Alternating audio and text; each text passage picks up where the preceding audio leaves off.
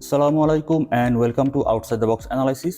Man City আর Man ইউনাইটেডের মধ্যকার কমিউনিটি শিল্ডের খেলা দিয়ে শুরু হলো ইংল্যান্ডের 2024-25 সালের ফুটবল সিজন, যেখানে এক গোলে ড্র হওয়ার পর শেষ পর্যন্ত ম্যান সিটি পেনাল্টি শুট আউটের সাডেন ডেথে 7-6 ব্যবধানে হারিয়েছে ম্যান ইউনাইটেডকে। যদিও এই ম্যাচটিকে অনেকে প্রি সিজনের পার্ট মনে করেন, বাট চলে আমরা দেখার চেষ্টা করি যে এই আপকামিং সিজনে ম্যান সিটি এবং ম্যান ইউনাইটেডের খেলার ধরনটা কীরকম হতে পারে। ম্যান সিটি শুরু করেছিল এই ম্যাচটা 4-1-2-3 ফরমেশনে, যেখানে স্ট্রাইকার হিসেবে হালান্ডের সাথে লেফট উইংয়ে ডোকু আর রাইট উইংয়ে বব স্টার্ট করেছিলেন।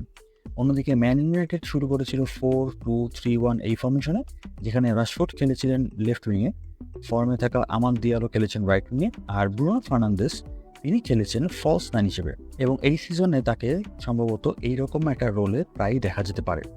ম্যান ইউনাইটেডকে কখনোই কমফোর্টেবল মনে হচ্ছিল না তারা যখন বিল্ড আপ করার চেষ্টা করছিল, স্পেশালি ম্যাগুয়ার এবং ইভান্সের কারণে। ওনারা is very confident with the ball and Martinez as well.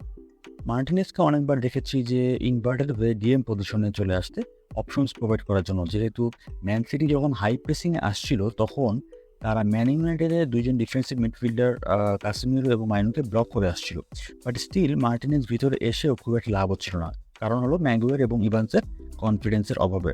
And এরকমই একটা সিচুয়েশন থেকে 24 মিনিটের সময় ম্যান ইউনাইটেড একবার বল হারায় নিজেদের বক্সের কাছাকাছি, অ্যান্ড ম্যান সিটি সেখান থেকে অলমোস্ট ফার্স্ট গোলটা পেয়ে গিয়েছিল যদি না জেমস ম্যাকঅ্যাটি তার শটটা বারে ভেসে বের হয়ে না যেত। 30 মিনিটের পর ম্যানচেস্টার ইউনাইটেড কিছুক্ষণ খেলাটা নিয়ন্ত্রণ করতে পেরেছিল। আমাদ দিয়ালো রাইট ফ্ল্যাঙ্কে বেশ কয়েকবার ড্রিবলিং করে ভেতরের দিকে আসা ট্রাই করছিলেন, এবং সেখান থেকে রাইট হাফ স্পেসে কাসেমিরোর সাথে খুব সুন্দর একটা 1-to-1 কম্বিনেশন করে তিনি আসলে বের হয়ে গিয়েছিলেন একবার। এরকম সিচুয়েশন থেকে অনেকেই আসলে হয়তো শট অ্যাটেন্ড করতে পারেন, বাট আমাদ দিয়ালো বেস্ট অপশনটাই চুজ করেছিলেন বলে আমাদের কাছে মনে হয়েছে। কিন্তু মেসন মাউন্ট কোনো মুভ করেননি, আসলে এক্সপেক্টও করেন নাই যে তার কাছে বলটা আসতে পারে। অ্যাজ এ রেজাল্ট আমাদ দিয়ালো যে পাসটা করেছিলেন সেখানে কিন্তু কেউ কোনো টাচই করতে পারেননি। ঠিক 5 মিনিট পরেই আবারও রাইট সাইড থেকে বক্সের সামনে সেন্ট্রাল এরিয়াতে আমাদ দিয়ালো, ব্রুনো, মাইনু আর কাসেমিরোর একটা কম্বিনেশন থেকে বল চলে যায় রাশফোর্ডের কাছে। রাশফোর্ড তার ফেভারিট রাইট ফুটেই ফেভারেবল একটা অ্যাঙ্গেল থেকে আসলে একটা কার্নিং শট নিয়েছিলেন, বাট শটটা একটু বেশি বাইরে থেকে ভিতরে নিয়ে আসার চেষ্টা করেছিলেন এবং আলটিমেটলি সেটা কিন্তু অফ টার্গেটে চলে যায়। 60 মিনিটে এই ম্যাচে নিষ্প্রভ থাকা মেসন মাউন্ট তার জায়গায় নামানো হয় ম্যাকটোমিনেকে, আর আমাদ দিয়ালো তার জায়গায় নামানো হয় গার্নাচোকে। এরপরে ম্যানচেস্টার ইউনাইটেডের খেলার গতি কিছুটা বাড়ে, স্পেশালি কাউন্টার অ্যাটাকগুলোতে ম্যানচেস্টার ইউনাইটেড খুবই ডেঞ্জারাস হয়ে যাচ্ছিল। এই সময়ে মনে হচ্ছিল যে ব্রুনো ফার্নান্দেস ফলস নাইন হিসেবে ম্যাচের সবচেয়ে বেশি ইম্প্যাক্ট রাখতে পারছেন। 70 মিনিটের পর ম্যানচেস্টার ইউনাইটেড বেশ কয়েকটা ভালো কাউন্টার অ্যাটাক করেছে, অনেকটাই সিমিলার প্যাটার্নের। যেমন 74 মিনিটে রাশফোর্ড একটা গোল ডাউন অপরচুনিটি পায়, যেটা সূত্রপাত হয়েছিল ম্যান সিটির থ্রোইন থেকে। দেন কাসেমিরো বল উইন করার পর ব্রুনোর কাছে যখন বল আসে, ব্রুনো একটা এরিয়াল থ্রু বল খেলেছিলেন গার্নাচোর জন্য, এবং বল রিসিভ করার আগেই গার্নাচো আসলে দেখে নিয়েছেন যে রাশফোর্ড তিনি ফ্রি রয়েছেন। সো ফার্স্ট টাচে গার্নাচো বল দিয়ে দিয়েছেন রাশফোর্ডের কাছে। বলটা একটু ডিফিকাল্ট ছিল কারণ বলটা একটু বাউন্স করে করে আসছিল, প্লাস রাশফোর্ডের যে উইক ফুট লেফট ফুটে বলটা গিয়েছিল।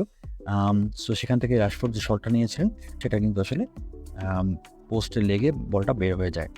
এরপর 82 মিনিটে ম্যান সিটির একটা অ্যাটাক থেকে বল উইন ব্যাক করে ম্যানচেস্টার ইউনাইটেড। দেন সেখান থেকে পেলিস্ট্রি বল নিয়ে সামনে প্রোগ্রেস করে আসার পর বলটা আলটিমেটলি চলে যায় ব্রুনোর পায়ে। এবারে ব্রুনো তার ডান পায়ের আউটার সাইড দিয়ে পাস করেন রাইট হাফ স্পেসে থাকা গার্নাচোকে। গার্নাচো যখন ড্রিবল করবেন তখন ম্যাকটোমিনে একটা খুবই ইম্পর্টেন্ট রান করেছিলেন সামনের দিকে, যাতে করে গার্নাচোর জন্য ভিতরের দিকে ড্রিবল করে ঢোকার জন্য বা আসার জন্য একটা স্পেস ওপেন হয়ে যায়। অ্যান্ড দেন সেখান থেকে গার্নাচো ড্রিবল ইনসাইড করে অপোনেন্ট ডিফেন্ডার দুইজনকে বিট করে তার লেফট ফুটে অসাধারণ ফিনিশিং করেন। অ্যান্ড ইট সেম লাইক ম্যাচটা এই জায়গাতেই ম্যানচেস্টার ইউনাইটেড জিতে যেতে পারতো, but man city had different plan. 89 মিনিটে রাইট ফ্ল্যাঙ্ক থেকে সাবস্টিটিউট হয়ে নামা সাবিও তিনি বলটা দেন পুরো ম্যাচে খুবই ভালো খেলান অস্কার ববকে, এবং সেখান থেকে অস্কার বব তিনি তার ফেভারিট লেফট ফুটে দুইটা টাচে খুবই কানিং একটা মুভমেন্টের মাধ্যমে লিসান্দ্রো মার্টিনেজকে কিন্তু বিট করে ফেলেন, এবং দেন সেখান থেকে তার উইক রাইট যেটা ফুট রাইট ফুট সেখানে রাইট ফুটে তিনি একটা ফার পোস্টে ক্রস করেন বার্নার্দো সিলভার জন্য, এবং সেখান থেকে বার্নার্দো সিলভা ম্যাচের 89 মিনিটে সমতায় ফেরান ম্যান সিটিকে। যেহেতু কমিউনিটি শিল্ডের ম্যাচে কোনো এক্সট্রা টাইম থাকে না, সো 90 মিনিটসের পর ডিরেক্ট পেনাল্টি শুট আউট হয়, অ্যান্ড সেখানে ম্যান সিটির ফার্স্ট শটটা বার্নার্দো সিলভা মিস করেন। অন্যদিকে ম্যানচেস্টার ইউনাইটেডের হয়ে সানচো মিস করেছেন, আর সাডেন ডেথে যাওয়ার পর ম্যান ইউয়ের ইভান্স তিনি মিস করেছেন। এবং ঠিক তার পরপরই আকাঞ্জি শেষ শটে গোল করলে 7-6 সাডেন ডেথে জয় পায় ম্যান সিটি। এই সিজনেও City will be the most favourites to win the Premier League once again, but hopefully they will face some challenges from teams like Liverpool and Arsenal. অন্যদিকে এই সিজনেও শেষ পর্যন্ত ম্যানচেস্টার ইউনাইটেডের অবস্থা লাস্ট সিজনের মতোই হতে পারে। They do have a good squad except that যে তাদের খুব সলিড সেন্টার ব্যাক পেয়ার নাই, এবং সম্ভবত এবারও তারা আবার সাফার করতে যাচ্ছে ইনকনসিস্টেন্সির জন্য। কখনো তারা খুব ভালো, কখনো তারা খুব হতাশাজনক বা ডিসঅ্যাপয়েন্টিং, এবং এটার কারণটা হলো ল্যাক অফ কমিউনিকেশন। দেখে মনে হচ্ছে যে তাদের নিজেদের মধ্যকার যে মেসেজ সেটা আসলে ক্লিয়ার না among all the players, stuffs and management.